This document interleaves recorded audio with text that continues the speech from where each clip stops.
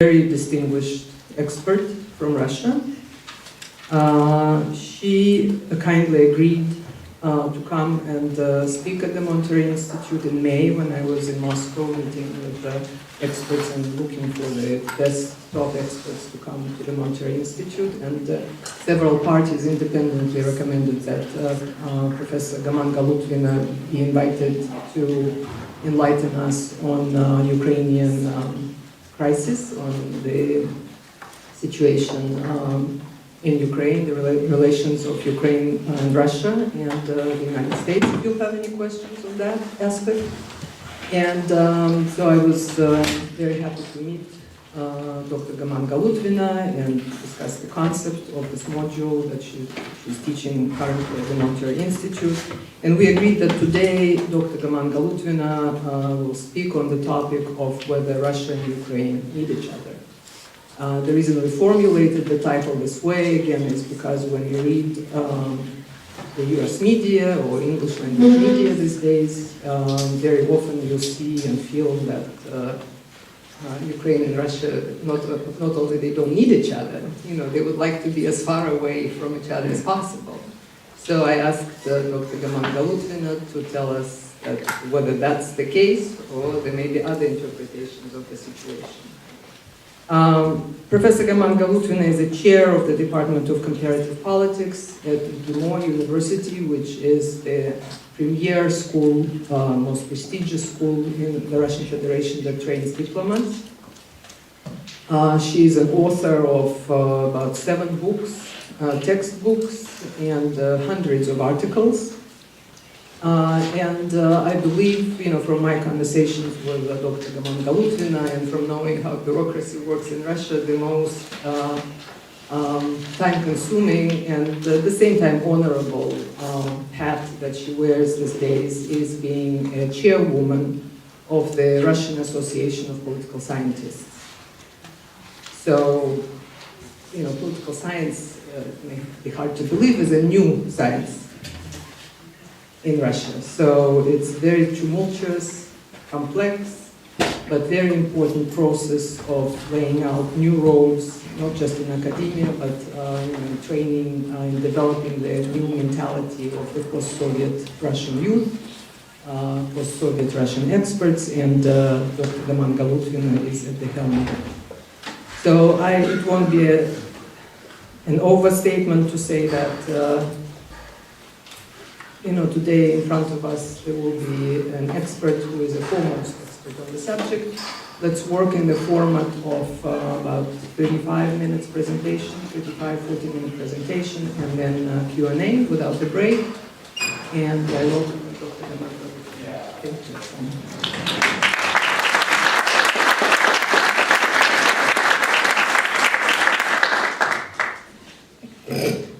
Thank you very much for introduction. Dear colleagues, dear friends, thank you very much for coming.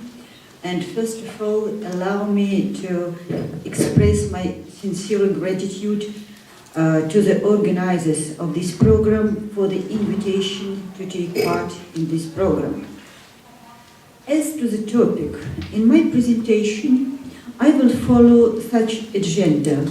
First of all, the factors that united Russia and Ukraine, the factor of the current crisis in the relations between Russia and Ukraine, and the perspective of the future relations between two nations, including the potential, I'm sorry for the microphone handling, is it okay? So, and the perspective of the future relations, including the potential institutional framework. What are potential pluses and minuses of the Ukrainian integration with European Union and Customs Union? So, let us think in the current Ukrainian crisis become more clear if we take into consideration the fact that proximity of Russians and Ukrainians is so high that separation of Russia and Ukraine after the collapse of the Soviet Union in 1991 may be assessed as a process rather similar to the separation of East and West Germany. The significance of Russian-Ukrainian relations is defined by a number of factors. Among them, I find important to stress the following. First, namely the union of the three Slavic peoples, the third was Belarusian, constituted historical, economic, and spiritual core of three historical forms of the statehood since 15th century. I mean Muscovite state, the Russian Empire, and the Soviet Union. The second, both nations belong to the same ethnic, religious, and linguistic group. The third, both nations have similar models of political culture and a high degree of penetration at family ties level. Today, 20% of the population of Ukraine are Russians, and in Russia, not less than 10–15% are Ukrainian by origin and nationality. So Ukraine and Russia have not only common history, similar language and mentality, but also numerous actual family ties and human relations. The fourth, high degree of interpenetration of contemporary economic and industrial relations since Soviet time, when Ukraine was one of the most industrially developed and definitely the richest republic of the USSR. It was a real and economic and industrial colossus. This fact demonstrates that there was no infringement of Ukrainian rights and interests in the Soviet Union, and this also explains the fact that any kind of hostility between the two nations did not occur in the past. The tension between them arose only after the collapse of the USSR. First of all, as a result of intensive propaganda conducted over the last 23 years in Ukraine towards Russia, Russians, and common history. Nevertheless, it is obvious that the propaganda, even very sophisticated, would not have achieved its goal if the crisis had not internal prerequisites. What are these internal prerequisites of the current crisis in the Ukraine? First of all, I should stress very poor economic situation, despite the extremely favorable conditions for economic prosperity. Really, Ukraine possesses some competitive advantages till now. These are fine climate, fertile earth, developed transport infrastructure, ports, and even big stock of natural resources as compared to other European states. At last, it is a status of transit country providing Russian gas and goods into EU.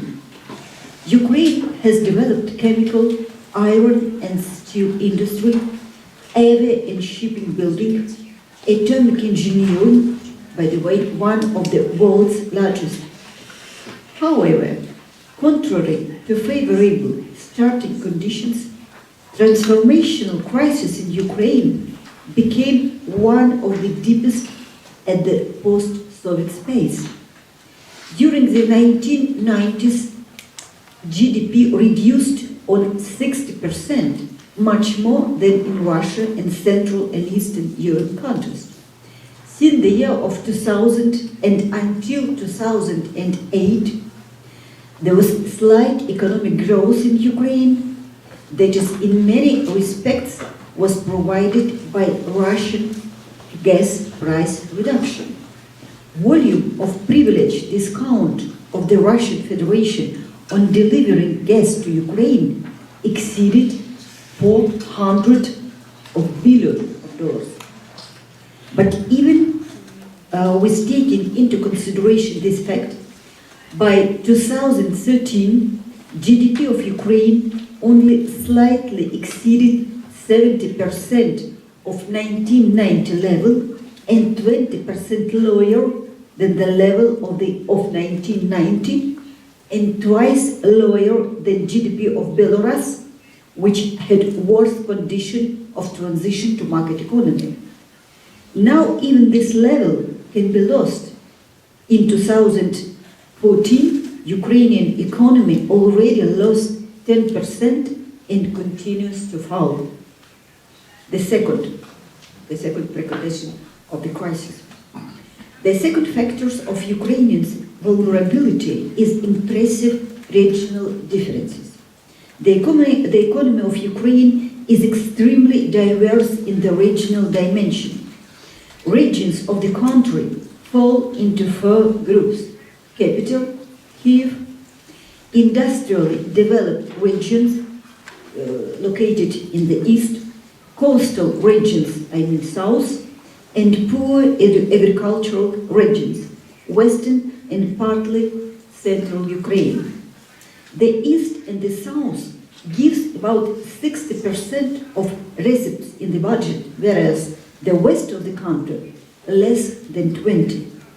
Meanwhile, during all the period of the independence, the government of Ukraine redistributed the budget in favor of the budget from the east and the south of the country in favor of Kiev and the western areas. In any other country, more developed and well-educated regions dominate, while in Ukraine, since 1991, the elite has given preferences to the western regions, less developed by professing nationalistic ideology. The third. Further, we should bear in mind historical preconditions of current Ukrainian crisis. Contemporary Ukrainian territory is composed of the lands that in different time were integrated to Ukraine, mostly due to the politics of Moscow. Just one example. In 1954, the leader of the Soviet Union, Nikita Khrushchev, gifted Crimea to Ukraine, neglected even formal procedures. This very short example shows that the history of Ukraine has a lot of complexity and discrepancy that made the state building rather difficult. Under the aegis of Russia, the heirs of the future Ukrainian state gathered in one non-homogeneous but single entity. Nevertheless, at the same time, the Ukrainian nationalism arose and has been cultivated. Since 19th century, it has become openly anti-Russian. The aspiration of Ukraine to find nationality and effective nation-state nowadays are complicated because of the xenophobia and shortage of tolerance typical to Ukrainian society even nowadays.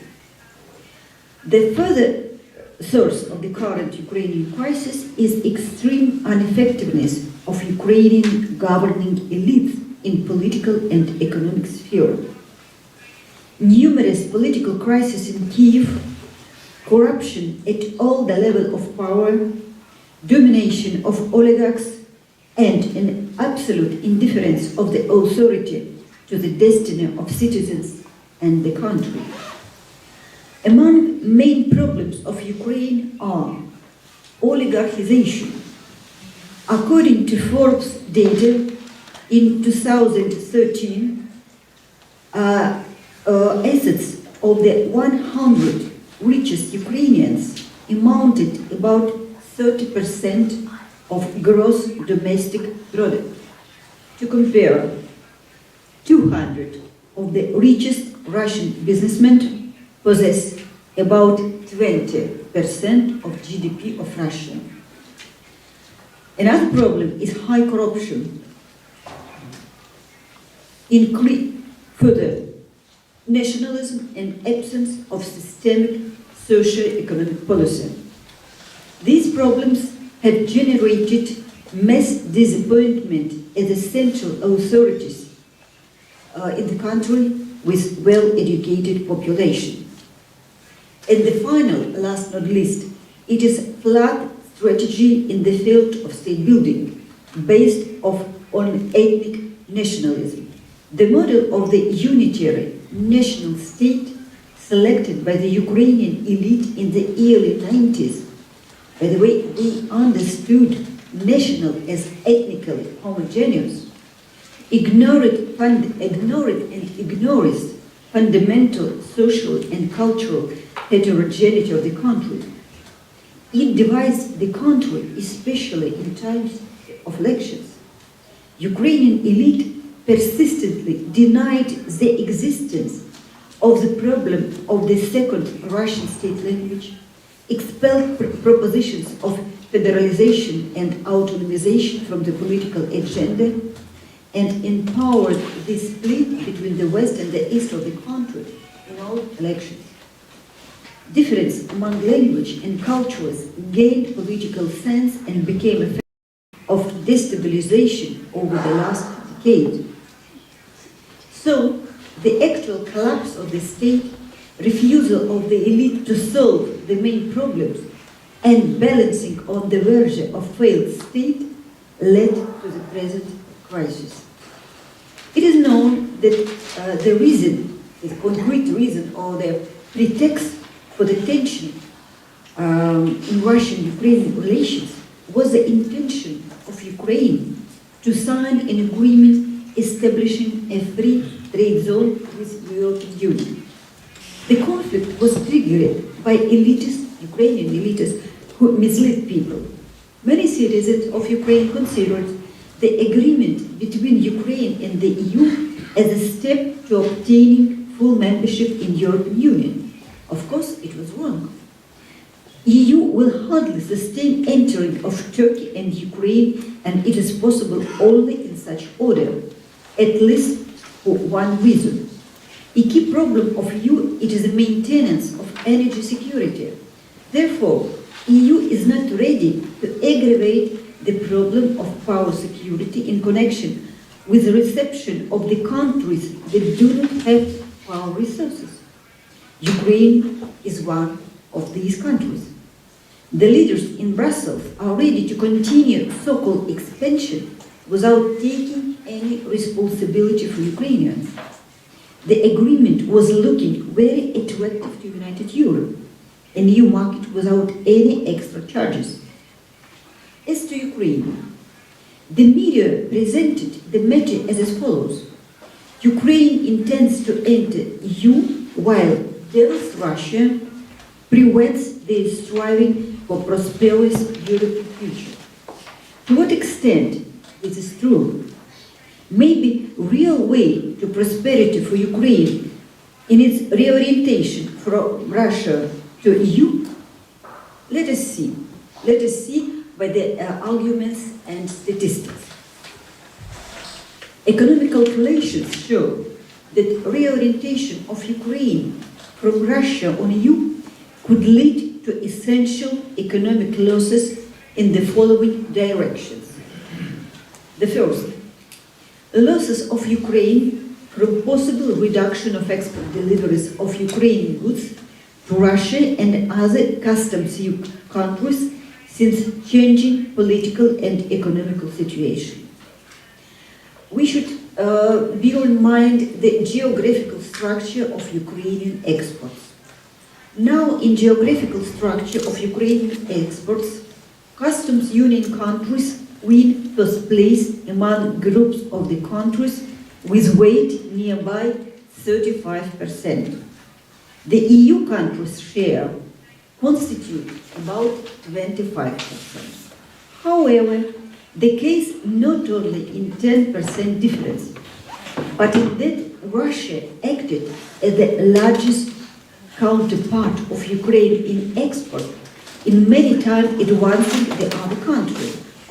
In 2013, Russia absorbed about 25% of Ukrainian export, whereas Turkey, the second partner after Russia, only 6%, then China, Egypt and Poland, about 4%.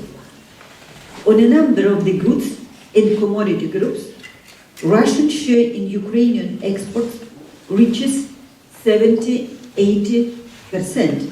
For example, Russia absorbed about 80% of Ukrainian printed material export, 70% of papers, 70% of cardboards and items from them, 65% spirits, 60% vehicles, including 70% railway techniques, and about 50% motor vehicles and accessories. About 60% chocolate, 55% dairy goods, 50% items from stone and ceramics, 50% machines and equipment, 50% meat, fruit, vegetables, 40% furniture and chemical goods. Opportunities of Ukraine to reorientate in deliveries goods to other markets are very limited. Besides that, essential importance has export structure of Ukraine to Russia on the other hand and EU on the other. The detailed analysis of EU imports from Ukraine confirm essential discrepancies in commodity structure of purchases and considerable overweight of the goods with more high added value in Russian imports in comparison with EU. At the whole import of EU from Ukraine, raw positions is nearby 60%, whereas in customs unions import, this indicator constituted only 10%. In customs union import from Ukraine, in 2013, the major commodities were steel armature, jet engines, gas turbines, steel, aluminium, steel pipes, sheet hire, railways techniques, diesel locomotives, steel pipes, and so on. Meantime, the main commodity position of EU import from Ukraine were steel semi-finished products, corn, iron ore, cable goods, sunflower seed oil, oil cakes, and so on. Thus, proceeding from a devastating of trade and economic relation of EU with customs union countries, in 2013, the economic damage in case of sharp deterioration will constitute about $15 billion per year. The second direction of potential Ukrainian losses in case of reorientation from customs union from Russia to United Europe.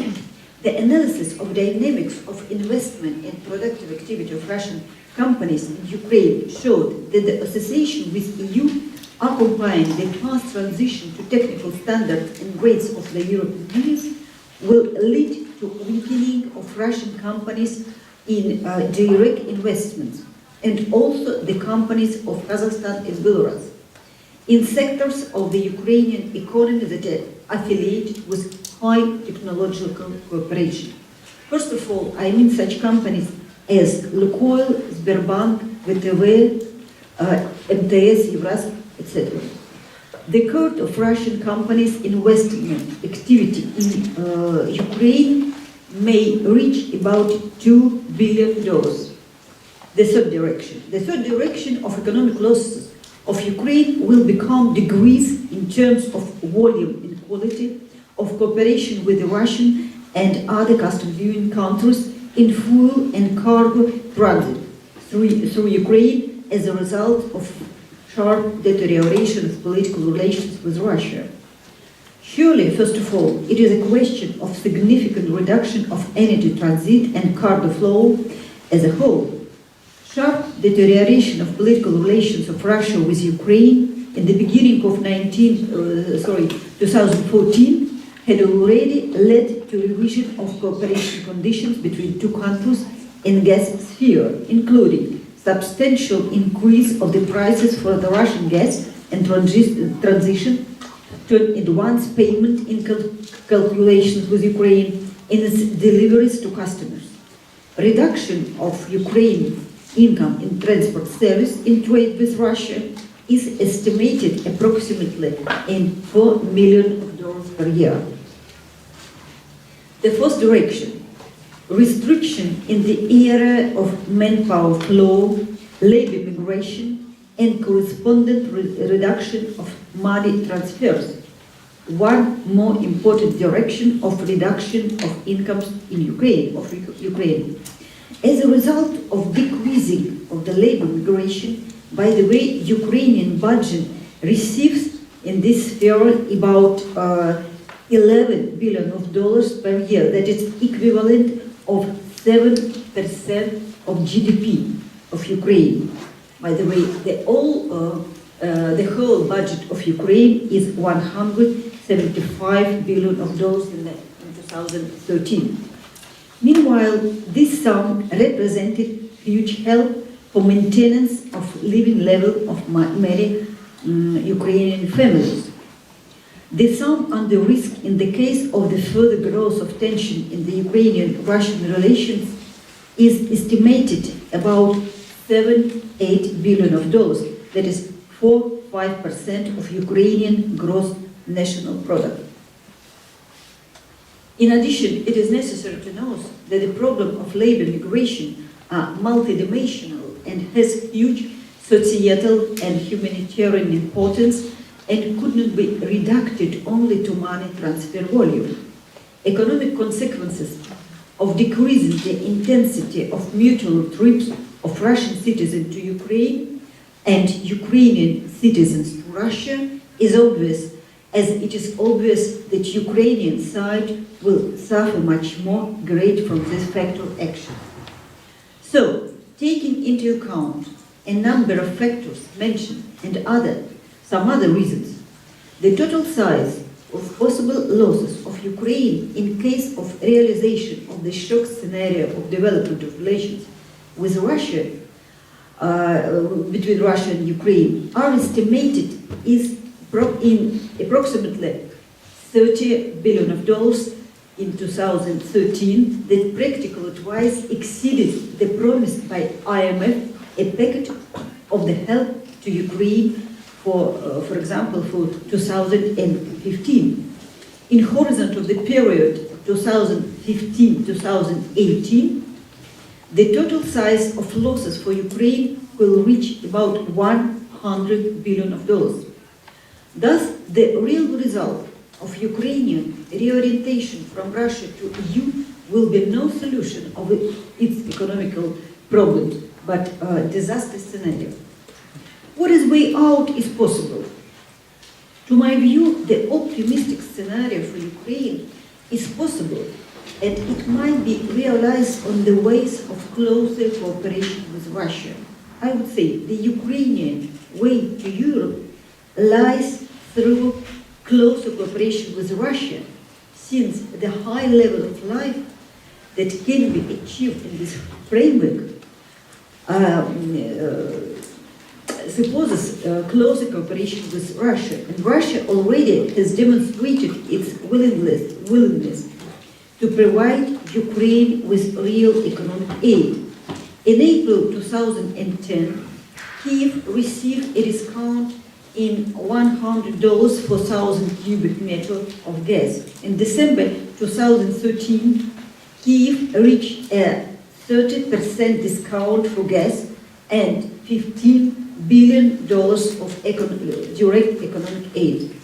Besides that, Moscow actively offered Kyiv various joint projects in aviation, machine building, shipbuilding, chemical, nuclear, space, electricity, and many other modern high-tech industries.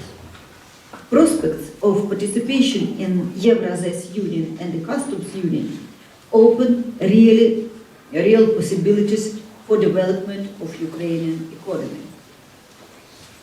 However, around this cooperation, there is a plenty of myths has been created. Today, the most popular myth about the customs union is that it is political-based entity. The most radical approach is to interpret the customs union as follows. Whereas European Union is based on human rights and freedoms, the customs union is based on Russia's expansion. However, the myth about the customs unions and Russia's expansion immediately fails as we compare administrative systems of these two unions. From the very beginning, the customs union has been created as a form of economic integration, but not a political one. The member states are free from any political obligation. The High Eurasian Economic Council and Eurasian Economic Commission are ruling bodies of the customs union. The presidency is transitory and passes from one member state to another in alphabetical order. All decisions are made by consensus, so each party has veto right to any decision of the Council, and none of the institutions possesses political authority. Nevertheless, we well know that European Union has not only economic but also political dimension in contrast to the customs union. EU influences internal affairs, social policy, international external internal policy, external policies, social direction, energy, healthcare, and defense of the country. The further issue: what are the profits of the customs union for Ukraine? Integration between Ukraine and the customs union, which implies gas prices as in the customs union member states and free Ukrainian export into 160 million market, is really profitable for Ukrainians who lives in the country and pays for community services, since Ukraine customs union integration will lead potentially to 6-7% rise in Ukrainian economic growth in long term. The main condition for additional economic growth are strengthening of scientific cooperation in high added industries and on creating a system of mutual investing programs. At first sight, free trade zone should guarantee Ukrainian exporters of raw materials at least and agricultural products free access to European markets. On the contrary, in accordance to the agreement's provisions, Ukraine must reduce export of all agricultural products to EU. For example, wheat exports will be reduced by 3 times. Final products of Ukrainian machine building and chemical industry will face obstacles in the form of European technical standards. So, what is the reason of such free trade zone? Formally, the European market will be open for Ukraine, but this does not mean the real access, because sanitary norms, anti-dumping procedures, licenses, and technical standards, all their measures need a decade to be fully introduced in Ukraine. Ukrainian agricultural producers aren't ready to compete with their European counterparts in the sense of technology and investment. As a result, Ukrainian, even agricultural market will be filled with goods such as, for example, German yogurt, Dutch confectionery, and French cheese made of Ukrainian raw agricultural materials. There is no chance for Ukrainian food industry to compete with the EU1. Finally, the biggest portion of profit will be sought by European shareholders of big food companies. As to Ukraine, it will become natural resources based for European countries. These predictions are proved by statistics.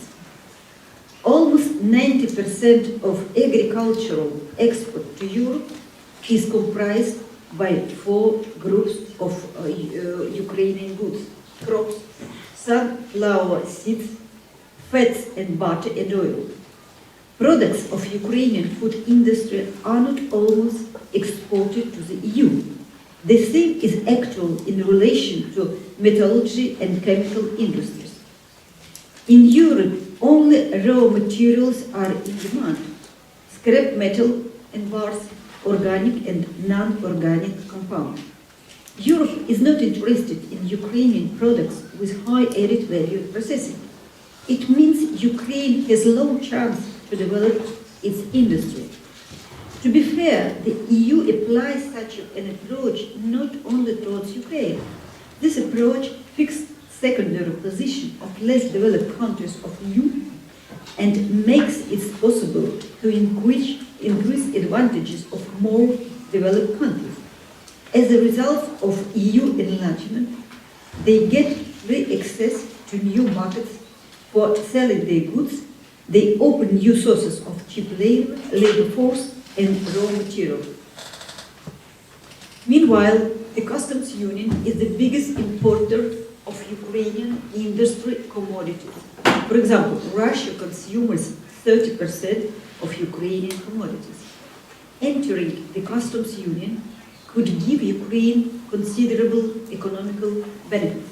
$3 billion due to oil tax cancellation, about 500 million due to oil products tax cancellation, about 5 billion due to reduction of gas prices to Russian internal market price level. More than that, cancellation of Russia's protective measures will increase Ukrainian exports by approximately $700 million just in those several years. Probably the most important fact is the positive change in economic structure of Ukraine, that is, increase of high-tech industry. The analysis of prospects of joining Ukraine to customs union, alternatively to the European Union, demonstrates definite pluses for Ukraine. First, the concrete benefit from cancellation of customs duties on oil products and reductions of prices on gas. In total, on these measures, Ukraine will save about $9 billion. Secondly, introduction into the customs union at once will accelerate annual rates of increase of gross national products of Ukraine on several percent. Thirdly, entering the customs union will allow Ukraine to improve its balance of trade by $5.8 billion through reduction of prices of energy on energy resources and growth in exportation of homemade goods. In this context, it is important what goods we are talking about. Unlike the Europeans, Russian citizens, Belarusians and Kazakhs are ready to buy Ukrainian food with great pleasure. On territory of the customs union, for example, Ukrainian cheese, sausages, sweets, wine, vodka and so on are sold. Russia willingly buys finished Ukrainian products of the chemical industry, for example, plastic, paints, rubber, washing up liquids and so on. Ukrainian goods of mechanical engineering, such as cars, engine, tractors, cars and transformers, also are in great demand in Russia. In total, Russia imports more than 42% of all technological and 60% of finished goods from Ukraine. The future advantages are very attractive too. The countries of the customs union are interested in developing high-tech industries not only on their territories, but also on the territory of their neighbors. For a long time, industry of Ukraine, Russia, Belarus and Kazakhstan developed in a single economic complex. But with the disintegration of the USSR, industrial communication were mostly destroyed. For example, all helicopter assembling factories remain in the Russian Federation, and the largest supplier of engine for them on the territory of Ukraine. Similar situation takes place in aircraft construction, ferrous metallurgy and coke chemistry. Besides developing cooperation in grain industry of Ukraine, Kazakhstan and Russia could become the guarantors of world food security. They share in world export of barley constitutes 37%, wheat more than 20%, corn nearly 10%. In other words, Ukraine is interesting for the customs union as a raw material exporters, but as an equal partner. And maybe finishing. Last not least, a very sensitive aspect of relations between Ukraine and Russia is security sphere. Unfortunately, a number of influential actors of world politics consider Ukraine to be the base of military pressure upon Russia. Despite the promise of the early 1990s not to expand NATO to the east, the allies closely moved to the borders of Russian Federation that may potentially create a threat to Russia. So, and this aspect, we also have to bear in mind when we discuss the relations of the Russian Federation and Ukraine as nowadays and in the future. Thank you for your attention.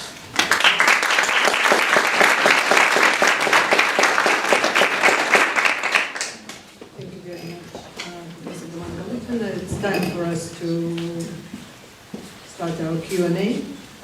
So please,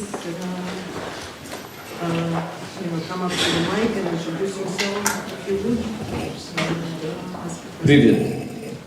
I'm Dan Presser, and I'm Ukrainian, but I was born and raised in Texas. All four of my grandparents are from Ukraine. Fortunately, I was there in April a year ago. I knew nothing about what was going to happen. Went to try and find graves of my ancestors. The oldest grave I could find was 1938.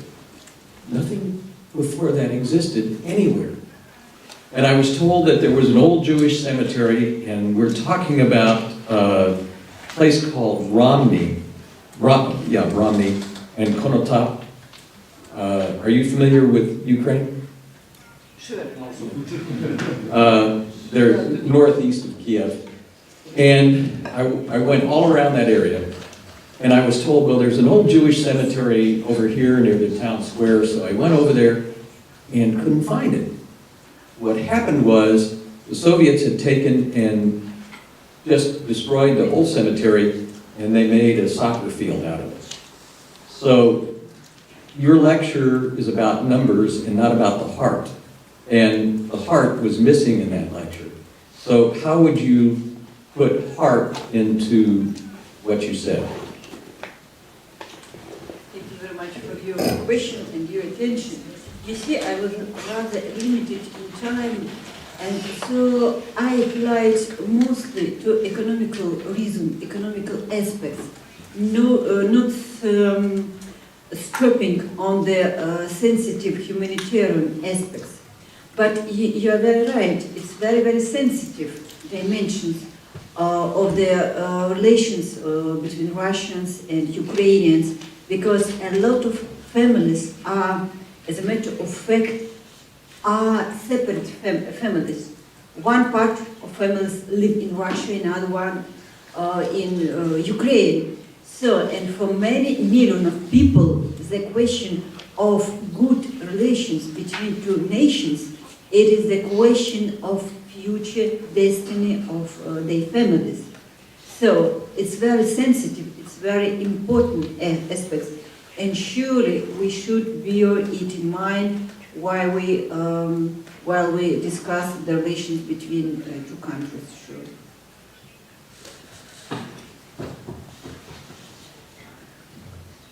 Good afternoon. I'm Colonel Pavluchik from Ukrainian Armed Forces. So I'm going to ask some tough questions probably because we already discussed some political aspects and economical aspects, but everything starts with security. Every people in the world, they are concerned about security.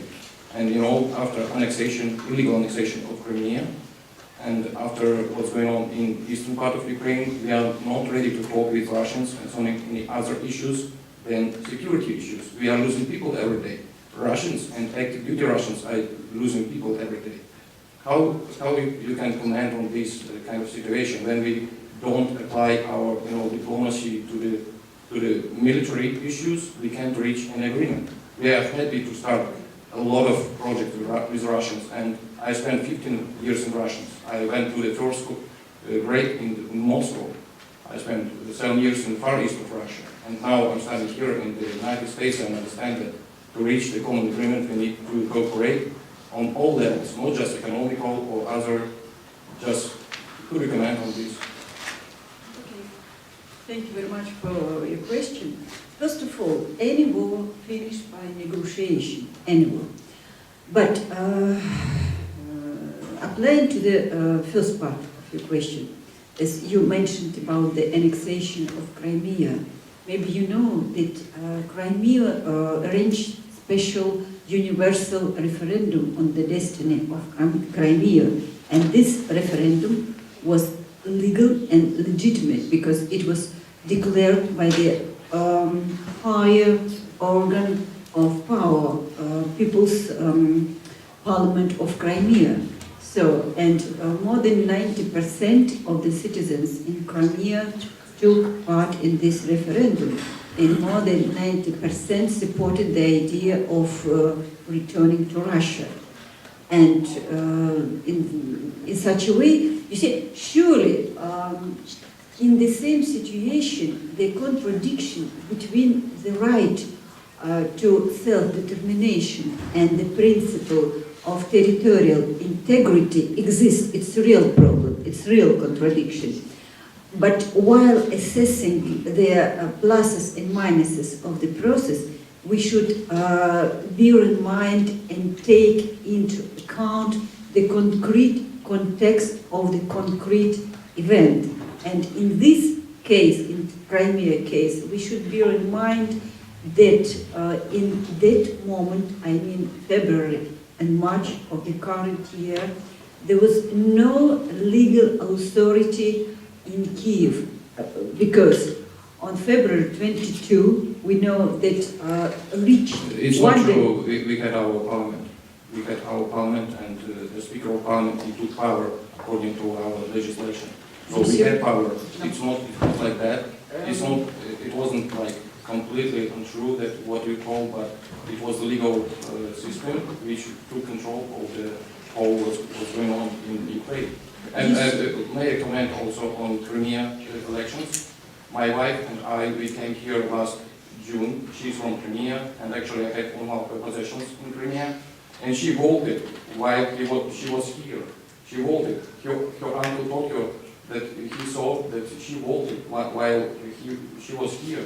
It's illegal. How she could vote when she was staying here and studying and you see, I'm not illegal. member of the Electoral Commission in Crimea, so you should address your question to the Electoral Commission in Crimea, not for me. Yes, I understand, but you use, you use propaganda information. You see, I use information I saw my own eyes because I visited Crimea. I saw the people who were happy to return to Russia. You see? Yeah, 30% to be exact. No. You see, it's discussed because you appeal to the very, very, formal figures. Why 30, not 130, for example? Or yeah, it was like that, more than 100 in Sevastopol. More than 100. It was official information provided by Russian news. You see, it's a tale. It is not about real politics. It is just discussion. So, if you just ask questions and then you may comment.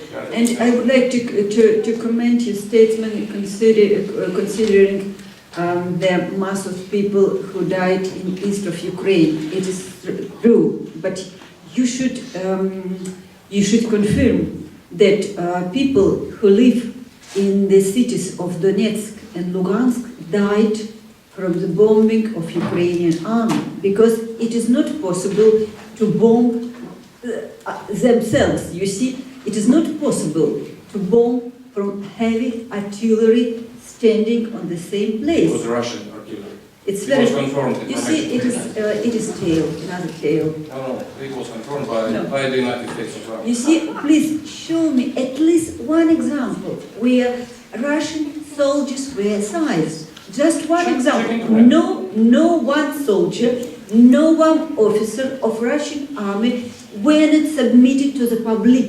It is tale about Russian participation in Eastern conflict. No one soldiers, In no one In officer. June 10, active duty paratroopers were shown on our TV No, in Russia. it Not in was- Russia, of course, it's It propaganda. was argued that there were not soldiers of the army. It was argued. It was shown. And your president also told us that there are no forces Yes, in Crimea. there were no And the after that, he soldiers admitted it. who waged This military. is not, action. we're not going to Okay, get anywhere here. Again, this is a wonderful example, for, the audience to see how it's so difficult to establish the dialogue. And the breakthrough is absolutely necessary, and that's where it requires tremendous leadership and support, of course, the United States and the European Union.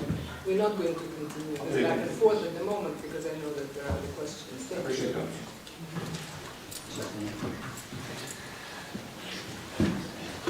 Thank you for your presentation, Dr. Oxana. I'm going to try to stay away from the emotional topics, although the economics of Ukrainian confectionery can be very emotional to some people. My question is, again, related to free trade and economic restructuring. Some people would argue that, yes, Ukraine, there would be a period of economic restructuring in Ukraine if they do sign a free trade agreement with the European Union. As experienced in Moldova and Georgia, for Moldovan, Georgian wines and Armenian cognac, for example, to be more palatable or up to standards to the European Union, they have to increase quality. Simple capitalism, simple economics. There would be a few companies that would go out of business, but a great deal of Ukrainian companies would have to increase their quality to be more competitive in the European market. The European Union has signed multiple free trade agreements with countries across Latin America. Except Venezuela, almost every country in Latin America now either has a free trade agreement or is currently negotiating a free trade agreement. Could you comment on this, because it seems that the European market is much larger than the customs union market? I think of, yes, France, UK are having economic troubles, but Russia, Belarus, and Kazakhstan, and possibly Armenia now, don't seem as big of a market for Ukrainian products compared to Latin America and the entirety of Europe. Thank you. Thank you for your question. Surely the customs union market is less than European Union, because the customs union it is approximately 200 million people, while European Union is about 450. But you are very right when you say that European markets are not ready to accept the products of Ukrainian industry, because Ukrainian wine, Ukrainian cheese, Ukrainian confectionery, Ukrainian aircrafts are not competitive with the production of European factories. It's very funny to wait that, for example, the citizens of Belgium or Switzerland will stop consume their own chocolate and passes to consumer the production of Petro Poroshenko Russian company. And the same concerns any other goods. Meanwhile, the citizens of Kazakhstan, Belarus, Russia are ready to accept and to consume the production of Ukraine factories. So, and the final situation, the final choice, it's better to have a lesser market, at least 2 million of people, who are ready to consume your production, than to have 400 of million of people who are not ready to eat your food. That is the choice, real choice.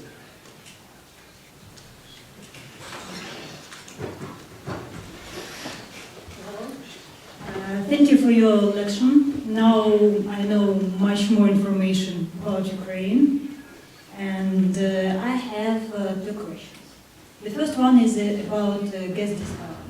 You said that Ukraine had some gas discount, and I have a question. taking into consideration that the average price for gas for Europe is cheaper than the price for Ukraine. Where is this discount? And the second question about Ukrainian propaganda. You said that there were more than 23 years of Ukrainian propaganda against Russia.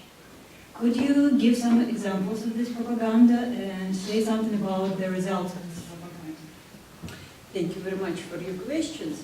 As to the first question, you see, in January of 2009, former Prime Minister of Ukraine, Yulia Tymoshenko, signed from Ukrainian side an agreement with Gazprom of Russia, an agreement in accordance with which the price for Ukraine, for gas for Ukraine was settled as $4,050 per thousand. So, in 2010, Ukraine got discount for $100. Then, where new agreement signed. So, at the moment, the total debt of Ukraine that did not pay for consumed gas is about $3.5 billion. It depends on the system of the calculation. So, according to the latest agreement, Ukraine got discount that allows Ukraine, first of all, to pay the debt step by step, and secondly, to have the price not 4,080 or 4,050, but 450, but 350 or 370. That is discount.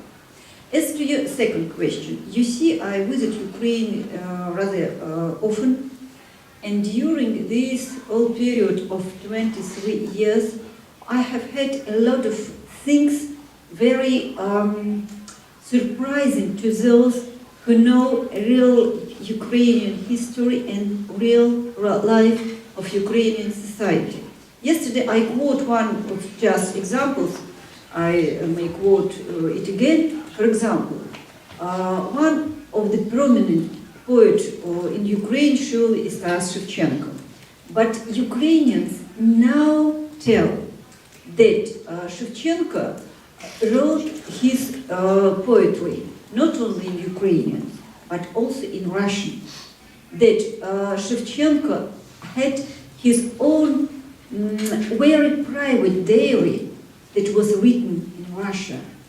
And nobody of Ukrainians mentioned that Shevchenko was liberated due to Russian painters who paid for liberation of Shevchenko. And by the way, quite often it is quoted the poetry of Shevchenko, who wrote, I get that you're Ukrainian, you can understand. So, кохайтеся чорнобриві та з москалями, бо москалі люди чужі і зроблять лихо з вами. И вы должны знать, что москали в данном контексте, that is term Moscow means not the Russian by origin, but soldiers.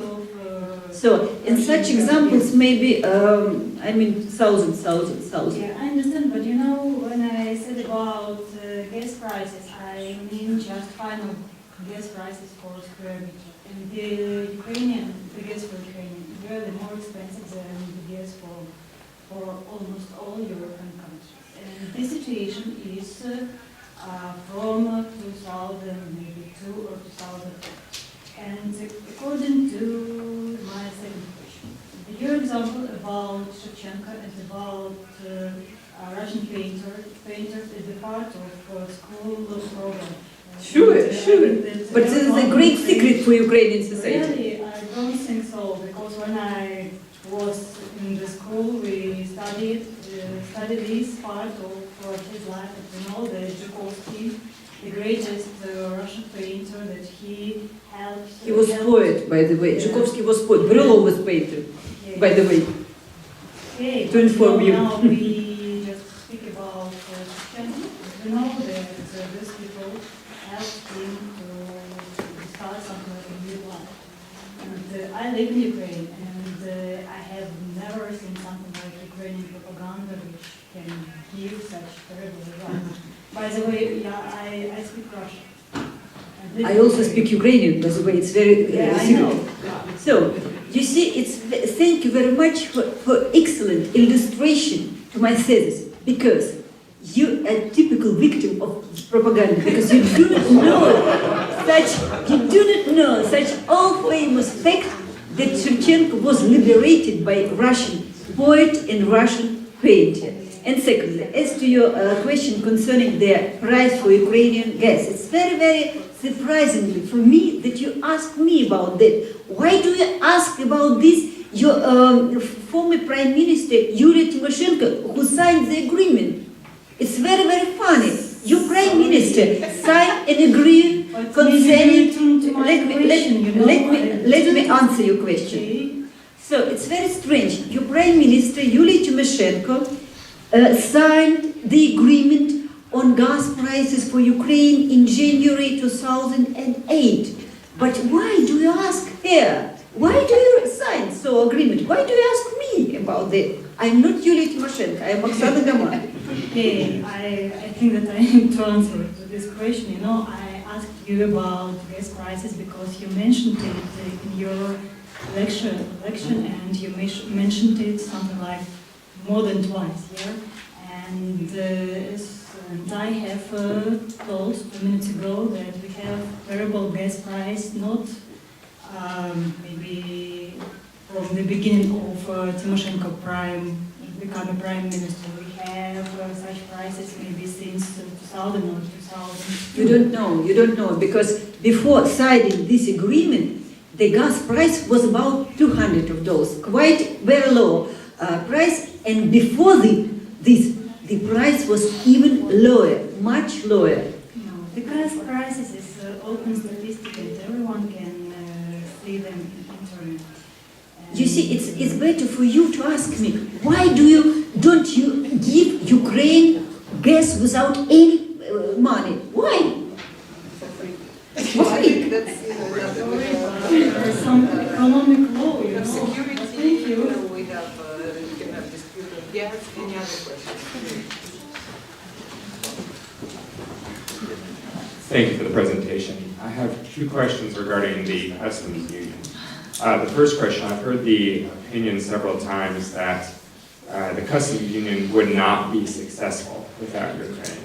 I'm curious what your opinion of that is. And then my follow-up question is, when you were speaking about the customs union versus the European Union, it was always a either or an or option.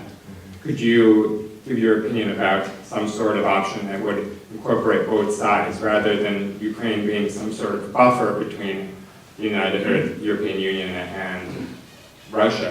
Why couldn't it be a connection between the European Union and Russia? Excellent question. Thank you very much for this. Let me begin from the second question. You see, really, the most serious mistake of those who discuss the advantages and shortcomings of the 2 models of integration for Ukraine is categorical question. You should be only with one union. For example, Jose Manuel Barroso said that Ukraine cannot enjoy integration with 2 unions simultaneously. It seems to me it is absolutely possible, and Russian leadership several times proposed the unification of economic ties between 2 unions, European unions and Eurasian unions. And this is very old idea to create Europe from Lisbon till Vladivostok.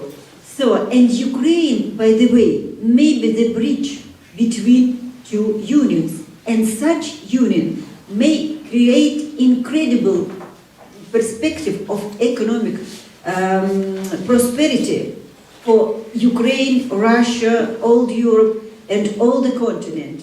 That is the main successful idea to unite the economical potential and cooperation of these 2 integration blocks.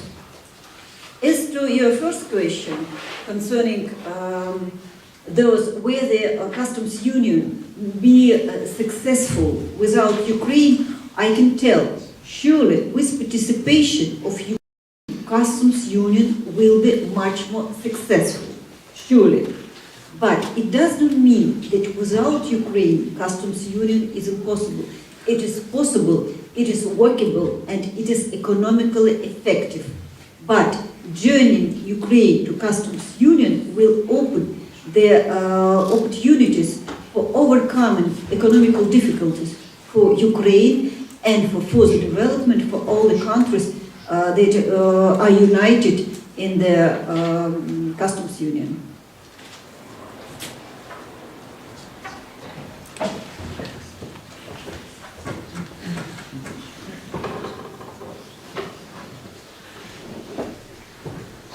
Thank you for your presentation. My name is Spencer Myers. I'm really enjoying this event. My credentials are only that I have a Russian daughter and I have an intense interest. Professor Vasilieva knows this quote from Henry Kissinger. Things are seldom what they seem, and they are hardly ever black or white. So I think we're seeing that here. Just a couple of questions and thoughts came to my mind. Number one, I think the world would be more comfortable with the election in Ukraine if there had been international election inspectors allowed in to really monitor it. And number two, do you think there's a chance in Moscow or St. Petersburg that we could be having an American lecturer come and share views, or is it unlikely with the restriction of the free press? Thank you.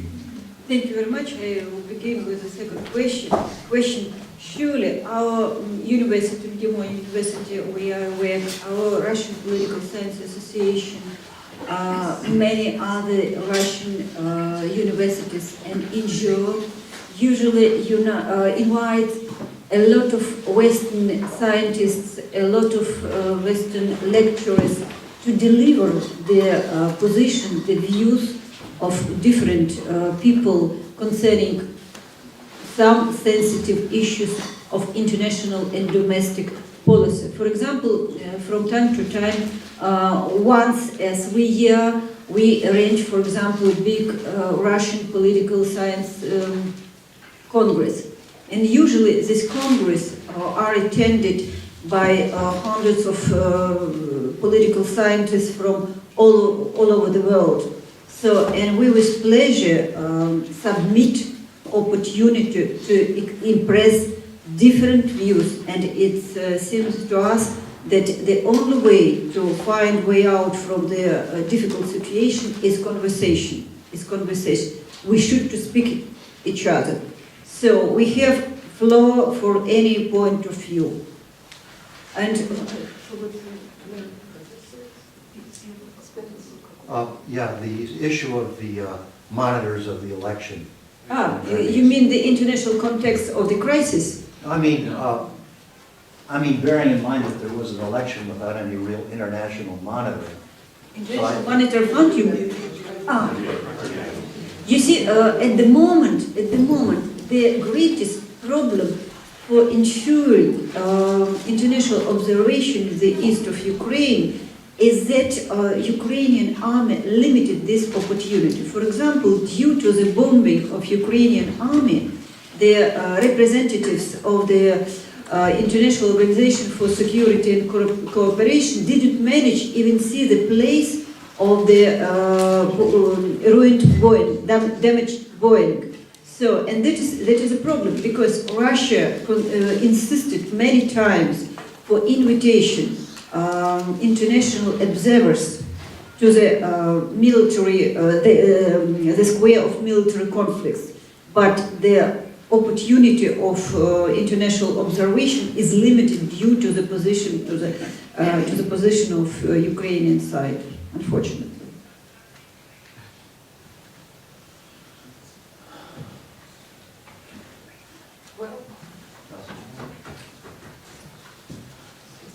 As you can see, sir, there is a lot of heart. So I thank Professor Gaman for giving us the numbers during the first part of the presentation. because if it were hard 100%, we would be burned alive from the flames and passions. But what it demonstrates to people who are not as actively involved and who have not been born in Russia or Ukraine is how difficult the situation is, how tremendously difficult. And again, I will finish with what I've started. If we only limit our attempts to understand the situation by applying or by going to the one source of information, we will never be able to start, conduct, and maintain a dialogue. There always will be this war is not going to go forever. There will have to be a compromise. And in order for the compromise to be achieved, as we have seen here, we will have to find some common ground. And so that was what the lecture was about. And the numbers are, we here in America love emotions and love this beautiful drive to make things better. And the emotion of a conflict is something that's very easy for us to talk about. It's very easy to get involved in. It's very easy to understand. Numbers are hard to understand. But when a country like Ukraine and like Russia is going through such a tremendous, tremendous transformation, it's important to know numbers. Because numbers is what will heat people's houses, what will give, what kind of food will be in school lunches, what kind of scholarships students will get, what kind of faith and destiny of small businesses there will be. So, it will have to be in the combination of these two factors. But again, it was a great example of how charged the situation is. And very sad because, indeed, those who know, they know how close Russians and Ukrainians are. It's the same blood that's running in these people. And, what we call propaganda, what we call politics, high politics can pull these people apart, or it can bring people closer together. And the choice is us, and the choice is people we elect, and the choice is the positions that we take in our lives. Thank you very much for listening.